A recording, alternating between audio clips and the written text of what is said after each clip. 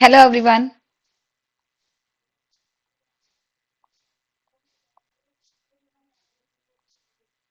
I hope आप सब लोग बिल्कुल ठीक होंगे, स्वस्थ होंगे, मस्त होंगे। तो एक बार फिर से आपका बहुत बहुत स्वागत है टीचर सोल्यूशन के चैनल पर। और मैं अंजलि गुप्ता आप लोगों के लिए लाई हूँ एक बार फिर से ईवीएस पर्यावरण मतलब ईवीएस पर्यावरण एनसीईआरटी का पूरा सार। ठीक है। और ये किसके लिए है? ये है पेपर वन के लिए, जो बच्चे तैयारी कर रहे हैं, जिन्होंने बीटीसी कर रखी है, डीएलएड किया है या जेवीटी किया है। ये क्लास स्पेशली उन्हीं के लिए है। ठीक है। और भी बच्चे तैयारी कर सकते हैं क्योंकि ये तो हर जगह ही आता है ना। हमारे बड़े एग्जाम में सुपर टेट हो गया, उनमें भी आता है। तो हम तैयारी कर सकते हैं, लेकिन स्पेशली जो है ये सीटेट के लिए है, पेपर वन वालों के लिए। और आज हमारी ये क्लास फर्स्ट रहेगी, जिसमें मैं आपको एनसीईआरटी का पूरा सार करवा दूंगी। इसके बाद आपको बुक से पढ़ने की जरूरत नहीं है। ठीक है। क्योंकि मैं आपको बुक का एक एक टॉपिक, मैंने सब कुछ लिया है, मैंने कुछ भी छोड़ा नहीं है। ठीक है। तो जो जितना मैं आपको करवाऊंगी, आपको सिर्फ और सिर्फ उतना ही पढ़ना है। उससे बाहर एग्जाम में कुछ भी नहीं आने वाला है। ठीक है। ठीक बात। अब बात करते हैं कि मैं पहले आपको कंटेंट पढ़ाऊंगी, उसके बाद मैं आपको पीवाईक्यूज करवाऊंगी। और हमारा जो चैप्टर है ये बाइलिंगुअल रहेगा, ये हिंदी प्लस इंग्लिश में रहेगा। क्योंकि हम सबको पता है कि हमारे पास मोस्टली स्टूडेंट हिंदी मीडियम के हैं, तो मैं आपको ज्यादातर हिंदी में ही पढ़ाऊंगी। तो आप लोग मुझे कमेंट में पढ़ाएंगे, बताएंगे कि आपको हिंदी आप हिंदी मीडियम से हैं या इंग्लिश मीडियम से हैं। जो ज्यादा रहेगा मैं उसी लैंग्वेज में आपको पढ़ाना स्टार्ट कर दूंगी। ठीक है। तो चलिए फिर स्टार्ट करते हैं आज की क्लास। तो फर्स्ट हमें ये जानना है कि पर्यावरण अध्ययन मतलब ईवीएस की मुख्य थीम कितनी होती है। एग्जाम में आ चुका है ये क्वेश्चन एक बार, कि जो हमारा चैप्टर है, जो हमारा ईवीएस हमारी बुक है, उसमें कितनी थीम होती है। और ये सीधा से सीधा क्वेश्चन ईवीएस के सीटेट वन के पेपर में आया था।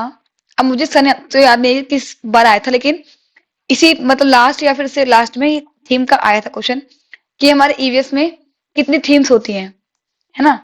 आपको कोई भी चार थीम दे देंगे और उसमें से एक ऐसा होगा जो होगा ही नहीं, तो वही आपको टिक करना होता है ना। तो हमारी पहली थीम क्या है? हमारी पहली थीम है परिवार एवं मित्र।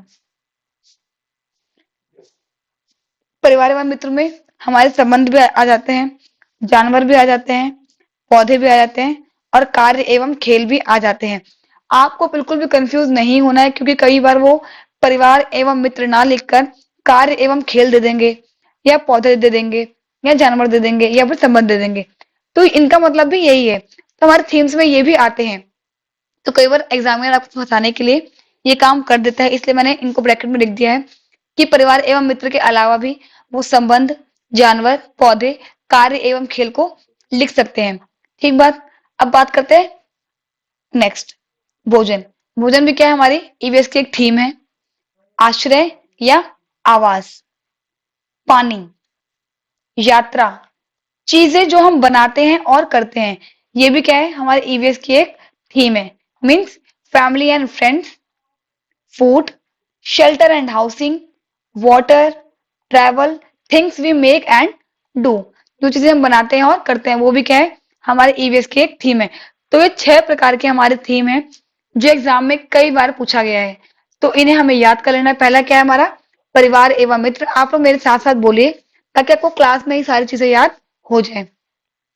सेकेंड इज भोजन मतलब फूड, आश्रय एवं आवास, शेल्टर एंड हाउसिंग, पानी, वाटर, यात्रा, ट्रैवल, चीजें जो हम बनाते हैं और करते हैं, things we make and do.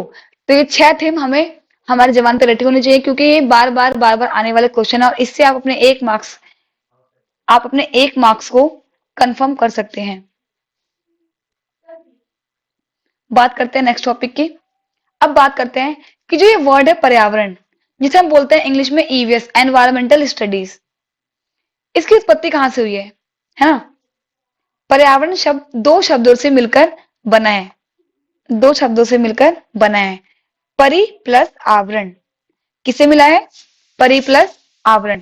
परि का क्या अर्थ होता है? परि का अर्थ है चारों ओर से, और आवरण का अर्थ है ढका हुआ।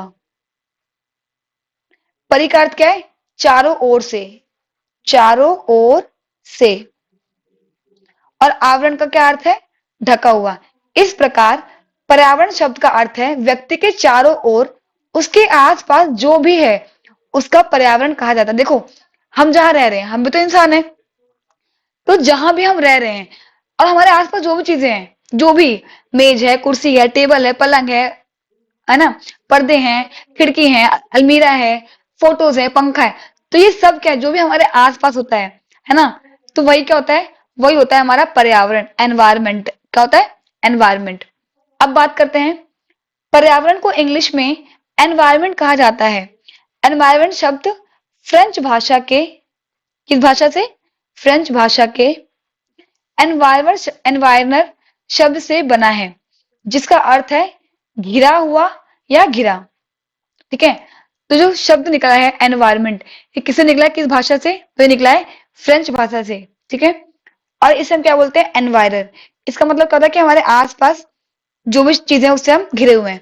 इस प्रकार पर्यावरण का शाब्दिक अर्थ हमारे आसपास का वातावरण ही है, जो पृथ्वी पर जीवन को संभव बनाता है। देखिए, हमारे आसपास का वातावरण तो है जिसे हम सर्वाइव कर पा रहे हैं। मान लो अगर हवा नहीं होगी तो क्या हम सर्वाइव कर लेंगे? नहीं कर पाएंगे। अगर पानी नहीं होगा तो क्या हम सर्वाइव कर लेंगे? नहीं कर पाएंगे।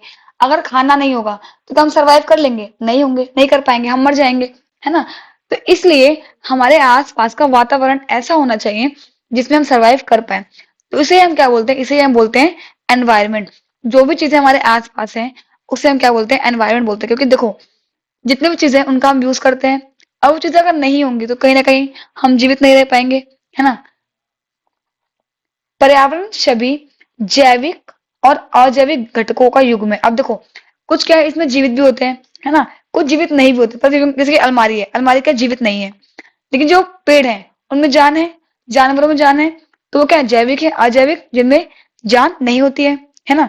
तो वो कुछ सही बात है, हमारे पर्यावरण में जैविक भी चीज होती है और अजैविक भी होती है। बात करते हैं नेक्स्ट टॉपिक की, पर्यावरण के घटक। अब बात करते हैं हम कंपोनेंट्स ऑफ एनवायरनमेंट। ठीक है, तो पहला क्या है हमारा? नेचुरल। ये भी क्या है? हमारे कंपोनेंट है। ह्यूमन मेड, जो इंसान खुद बनाता है, और ह्यूमन भी। ये तीन क्या है? हमारे पर्यावरण के घटक है। पहला क्या है? ह्यूमन, मतलब इंसान, लोग। ठीक है, दूसरा क्या है? नेचुरल।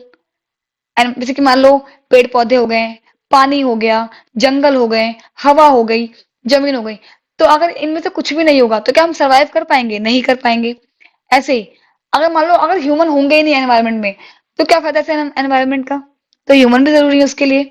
अब बात करते हैं ह्यूमन मेड की। मान लो अगर हम यहाँ पर रहना चाहते हैं, समाज में रहना चाहते हैं, है ना, तो उसके लिए हमें क्या चाहिए? हमें घर भी चाहिए, है ना, इमारतें भी चाहिए, रोड भी चाहिए, पार्क भी चाहिए, हॉस्पिटल भी चाहिए। तो क्या है? ये सारी चीजें क्या है? हमारे लिए बहुत ज्यादा इंपॉर्टेंट हो जाती है। तो इन्हें हम क्या बोलते हैं? पर्यावरण के घटक बोलते हैं। अब बात करते हैं ह्यूमन रिसोर्सेज में। तो ह्यूमन में कौन आता है? अगर मान लो कोई इंसान अकेला भी खड़ा है, इंडिविजुअल भी है, तो वो भी क्या है? ह्यूमन है। अगर मान लो कोई साथ में बहुत सारे लोग, फैमिली पूरी है, तो वो भी क्या है? ह्यूमन में आएगी। अगर मान लो बहुत सारे लोग हैं, पूरी कम्युनिटी खड़ी है, तो वो भी क्या है? ह्यूमंस में आएगी। अब बात करते हैं नेचुरल। Water hydrosphere. अब देखिए, जो पानी है हमारे लिए बहुत जरूरी है ना। अगर एनवायरनमेंट में पानी नहीं होगा तो क्या हम सर्वाइव कर पाएंगे? नहीं कर पाएंगे। तो हमारे लिए भी बहुत जरूरी है। अब बात करते हैं लिविंग थिंग्स। अगर हमारे आसपास जंगलों में अगर जानवर नहीं होंगे तो भी अच्छा नहीं है। अब पूछे क्यों? जानवर से क्या फायदा है? अगर मान लीजिए जानवर नहीं होंगे तो उससे क्या होगा? बहुत सारी घास फूस जम जाएंगी, है ना, और उन्हें काटना बिल्कुल ही इम्पॉसिबल हो जाएगा। क्योंकि जानवर क्या करते हैं? लगे हाथ उसे उन्हें खाते रहते हैं, घास को खा लिया, है ना। जो बहुत सारी चीजें ऐसे होती है जो जो जानवर क्या करते हैं? उन्हें खा लेते हैं। उससे क्या होती है? जंगल की सुंदरता भी बनी रहती है। अब बात करते हैं लैंड की। अगर जमीन नहीं होगी तो क्या हम रह पाएंगे? नहीं रह पाएंगे। तो जमीन भी बहुत जरूरी है हमारे लिए। अब बात करते हैं हवा की। तो बिल्कुल सही बात है, हमारे लिए हवा उतनी ही जरूरी है जितना हमारी फैमिली, है ना? क्योंकि अगर हवा ही नहीं होगी तो हम सांस भी नहीं ले पाएंगे, और अगर हम सांस नहीं ले पाएंगे तो क्या हम जीवित रह पाएंगे? नहीं रह पाएंगे। अब बात करते हैं ह्यूमन मेड, जो चीजें इंसानों ने बनाई है, जैसे कि मॉन्यूमेंट्स होंगे, रोड्स हो गए, पार्क हो गए, बिल्डिंग्स हो गई। जो चीजें इंसानों ने अपने लिए बनाई है, अपनी सुविधा के लिए बनाई, उन्हें हम क्या बोलते हैं? ह्यूमन मेड रिसोर्सेज बोलते हैं, जो इंसानों ने खुद बनाई। तो ये सारे ही क्या है? हमारे पर्यावरण के घटक है। इन एक के बिना भी हम सरवाइव नहीं कर सकते हैं, ठीक है? ये सारी वो चीजें जो हमारे आसपास हैं और होना जरूरी भी है, क्योंकि इनके बिना हमारा जीवन संभव नहीं है। अब बात करते हैं जैव मंडल, मतलब बायोस्फीयर स्फीयर। जैव मंडल क्या होता है? पृथ्वी के सभी भाग जहां जीवन मौजूद है, वह जैव मंडल कहलाता है। देखिए, हमारी पृथ्वी है, ये हमारी पृथ्वी है, इसमें वो सारी चीजें जो सांस लेती हैं, ठीक है, जिनमें जीवन है, जैसे कि पेड़ पौधे हो गए, जानवर हो गए, है ना, मस्कीटो हो गए, और हम खुद हो गए। तो ये सभी क्या है? जिनमें जान है, जो सांस ले पाते हैं, वही क्या है? इसे हम क्या बोलते हैं? जैव मंडल बोलते हैं। देखिए, मान लो हमारा ये बायोस्फीयर है, अब इसमें क्या है? हवा भी है, वाटर भी है और लैंड भी है। तो हमारे बायोस्फीयर में क्या है? हवा भी पाई जाती है, पानी भी पाया जाता है, और जमीन भी पाई जाती है, ठीक है? हमारे अर्थ पे सब कुछ हमें मिलता है। तो हमारे अर्थ पे ये इसीलिए मिलता है ताकि जो जीवित लोग हैं वो सरवाइव कर पाए, क्योंकि बिना हवा के, बिना पानी के और बिना जमीन के कोई भी जीवित प्राणी यहाँ पर नहीं रह सकता है। इसीलिए हमारे बायोस्फीयर में ये सब कुछ मौजूद है। तो इसे हम क्या बोलते हैं? जैव मंडल। क्या बोलते हैं? जैव मंडल। बात करते हैं नेक्स्ट टॉपिक की। अब हम बात करते हैं इकोलॉजी। इकोलॉजी क्या होता है? इकोलॉजी शब्द की उत्पत्ति ग्रीक शब्द किससे हुई है? ग्रीक शब्द आइकोस, इसका मतलब क्या होता है? हाउस, तथा लोगोस, लोगोस का मतलब क्या होता है? स्टडी से हुई है। आइकोस का मतलब क्या होता है? हाउस, और लोगोस का मतलब क्या होता है? स्टडी, मतलब हाउस की स्टडी। पारिस्थितिकी, पारिस्थितिकी पौधों एवं जंतुओं के आपसी संबंधों एवं उनके वातावरण के साथ संबंधों का अध्ययन है। देखिए, इकोलॉजी क्या होता है? इकोलॉजी होता है कि आप आपसी संबंधों और अपने वातावरण के बारे में बात करते हैं, इसे हम क्या बोलते हैं? इकोलॉजी। ठीक बात। इकोलॉजी शब्द को सर्वप्रथम अर्नेस्ट हैकल, ये क्वेश्चन आ चुका है और ये बहुत ही इंपॉर्टेंट है। ये पूछा गया था एक बार कि इकोलॉजी को सर्वप्रथम किसने प्रस्तुत किया था? तो अर्नेस्ट हैकल ने किया था। और ये कब किया था इन्होंने? 1869 में इन्होंने प्रस्तुत किया था। ये भी क्वेश्चन कई बार ईवीएस में आ चुका है, तो आपको बहुत ही ध्यान से इन्हें पढ़ना है और इन्हें याद भी कर लेना है, ठीक है? कई बार ऐसा भी आता है कि इकोलॉजी शब्द की उत्पत्ति कहाँ से हुई है? तो ग्रीक शब्द से हुई है। इसका अर्थ क्या है ना? ये सब पूछ जाता है, तो आपको बहुत ही ध्यान से पढ़ना है, क्योंकि मैंने बुक का एक एक चैप्टर और एक एक लाइन बहुत ही ध्यान से पढ़ी है और उन्हीं को आपके सामने प्रस्तुत किया है। अब बात करते हैं हम परितंत्र। परितंत्र को क्या बोलते हैं हम इंग्लिश में? इकोसिस्टम। इकोसिस्टम से आप क्या समझते हैं? आप सब लोग मुझे कमेंट में बताएंगे कि इकोसिस्टम से आप लोग क्या समझते हैं, इसका अर्थ क्या होता है? पारिस्थितिकी तंत्र पारिस्थितिकी की संरचना और कार्यात्मक इकाई है। क्या है? संरचना और कार्यात्मक इकाई है। परितंत्र मतलब इकोसिस्टम, या पारिस्थितिकी तंत्र मतलब इकोलॉजिकल सिस्टम एक प्राकृतिक इकाई है। क्या है? प्राकृतिक इकाई है, नेचुरल यूनिट है। इसमें एक क्षेत्र विशेष के सभी जीवधारी, अर्थात पौधे, जानवर, जो कि अपने अजैव पर्यावरण के साथ अंतःक्रिया करके एक संपूर्ण जैविक इकाई बनाते हैं। देखो, इकोसिस्टम क्या होता है? जिसमें बहुत सारे जानवर भी हैं, है ना, पौधे भी हैं, ऐसे तरह सभी जीवधारी जो सांस लेते हैं, जिनमें जान है ना, और वो एक साथ क्या कर रहे हैं? सरवाइव करते हैं, एक साथ रहते हैं, है ना, मिलजुल कर काम करते हैं, एक साथ रह रहे हैं, है ना, एक दूसरे की हेल्प कर रहे हैं, और एक दूसरे की हेल्प से ही सरवाइव भी कर पा रहे हैं। तो उसे हम क्या बोलते हैं? उसे हम बोलते हैं इकोसिस्टम। समझ गए बात को? अब बात करते हैं पारिस्थितिकी तंत्र शब्द की पहली बार 1935 में एक अंग्रेजी वनस्पति शास्त्र एजी टॉन्सले एजी टॉन्सले द्वारा गढ़ा गया था। कब किया गया था ये? 1935 में। और ये किसने किया था? एजी टॉन्से द्वारा गढ़ा गया था। इन्होंने ये बताया था कि जो इकोलॉजिकल सिस्टम है, जो हमारा इकोसिस्टम है, ये कब आया था और इस पे स्टडी किसने की थी? तो किसने की थी?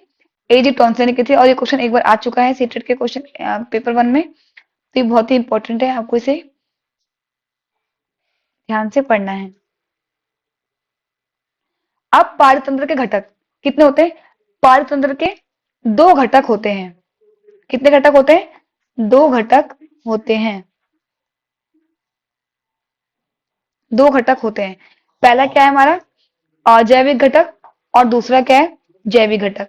आपको याद करना है कि परितंत्र के 2 घटक होते हैं। कौन कौन से?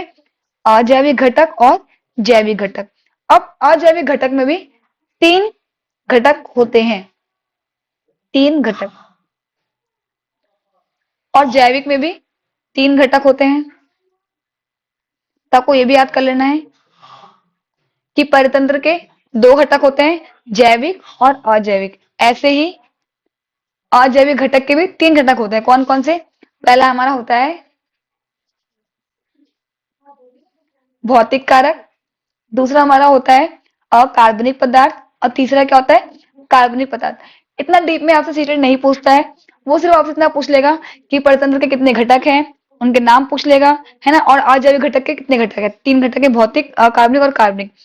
आपसे इतना डीप में वो नहीं पूछेगा, लेकिन मैं आपको बता रही हूँ ताकि आपके आगे के एग्जाम्स में भी आपके लिए बहुत ही हेल्पफुल ये हो जाए। अब भौतिक कारक में क्या आता है? हमारा तापमान हो गया, आर्द्रता, प्रकाश, वायुमंडलीय दाब। अब बात करते हैं अकार्बनिक पदार्थ। इसमें क्या आ जाता है हमारा? जल, ऑक्सीजन, कार्बन डाइऑक्साइड और नाइट्रोजन। ये हमारे क्या है? अकार्बनिक पदार्थ हैं। अब बात करते हैं कार्बनिक पदार्थ। इसमें क्या होता है? प्रोटीन, कार्बोहाइड्रेट और लिपिड। तो ये सारे क्या है? हमारे कार्बनिक पदार्थ होते हैं। तो उनकी रीडिंग आपको एक बार कर लेनी है, लेकिन एग्जाम इतना डीप में नहीं आता है, वो सिर्फ आपसे इतना ही पूछेगा, घटक कितने घटक हैं, किससे कितने घटक हैं, और भौतिक कारक में क्या क्या आता है। हाँ, आपसे पूछ सकता है ये इंपॉर्टेंट है कि भौतिक कारक में क्या क्या आता है। ठीक है, तापमान हो गया, आर्द्रता, प्रकाश और वायुमंडलीय दाब। ऐसे पूछ लेगा अकार्बनिक पदार्थ में क्या क्या चीजें आती हैं। तो जल हो गया, ऑक्सीजन, कार्बन डाइऑक्साइड और नाइट्रोजन। ठीक है, अब बात करते हैं जैविक घटक की। जैविक घटक के भी 3 घटक होते हैं, इनके अंदर भी 3 घटक होते हैं। तो पहला क्या है? उत्पादक, दूसरा क्या है? उपभोक्ता, और तीसरा क्या है? अपघटक। उत्पादक में क्या आता है? हरे भरे पौधे हो गए। उपभोक्ता मतलब जंतु। और अपघटक क्या है? जो छोटे छोटे सूक्ष्म जीव होते हैं, इन्हें क्या बोलते हैं? अपघटक। तो मैंने आपके लिए पूरी टेबल रेडी की है, और आपको इस टेबल को अच्छे से पढ़ लेना है, समझ लेना है, और अगर समझ में ना भी आए तो दोबारा से वीडियो को देखना है। इससे क्या होगा? आपके 2 मार्क्स कंफर्म है, क्योंकि हर बार एग्जाम में यहाँ से क्वेश्चंस आते ही आते हैं। 2 मार्क्स के क्वेश्चन यहाँ से हर बार आते हैं। तो आपको इन्हें बहुत ध्यान से पढ़ना है, क्योंकि अगर आप इन्हें छोड़ते हैं, इन टॉपिक्स को अगर आप छोड़ देते हैं, तो कहीं ना कहीं आपका बहुत बड़ा लॉस हो जाता है। तो हमें ऐसे नहीं करना है, और आपको इसके अलावा कुछ भी ऐसा नहीं पढ़ना, क्योंकि मैं सीटेट आपसे सिर्फ और सिर्फ एनसीईआरटी से ही पूछता है, तो एनसीईआरटी में आपको करवा रही हूँ, है ना। तो 1 बाय 1 हम आपके लिए टॉपिक्स लेकर आते रहेंगे। तो आपको क्या करना है? इन टॉपिक्स को बहुत ध्यान से देखना है। तो चलिए फिर आज के लिए इतना ही रखते हैं। तो अगर आपको वीडियो अच्छी लगे तो आपको वीडियो को लाइक करना है, सब्सक्राइब करना है, और बेल आइकन को प्रेस करना है, ताकि आपको ऐसे ही और वीडियो मिलती रहे। और अगर आपको कोई डाउट है तो आप हमें कमेंट कर सकते हैं, हम आपके सारे डाउट्स क्लियर कर देंगे। ठीक है, आपको कमेंट करना है। आपको अगर ऐसी और वीडियो चाहिए तो आप हमें कमेंट में बता सकते हैं। और एक बात और, अगर आपको क्लास लाइव लेनी है तो आप वो भी हमें कमेंट में बताएंगे कि आपको क्लास लाइव चाहिए या रिकॉर्डेड चाहिए। आपको ये सारी बातें हमें कमेंट बॉक्स में बताना है। तो चलिए फिर आज के लिए इतना ही रखते हैं। Thank you, tata, bye bye. आप लोग स्वस्थ रहिए, मस्त रहिए, और टेंशन नहीं लेनी है। सीटेट का एग्जाम इतना टफ नहीं आता है। सीटेट का एग्जाम बहुत ही आसान है, बहुत ही आसान एग्जाम है। आपको सिर्फ और सिर्फ एनसीईआरटी पर ही फोकस करना है। अगर जिसने एनसीईआरटी कर ली, जिसने भी एनसीईआरटी कर ली, उसका एग्जाम नहीं रुक सकता है, ये मेरी गारंटी है। लेकिन आपको फालतू का ना पढ़कर सिर्फ और सिर्फ एनसीईआरटी पे फोकस करना है, क्योंकि जो सीटेट की डिमांड है वो सिर्फ और सिर्फ एनसीईआरटी है। तो आप एनसीईआरटी पर फोकस करिए, एनसीईआरटी पढ़िए, समझिए और बार बार मॉक टेस्ट दीजिए।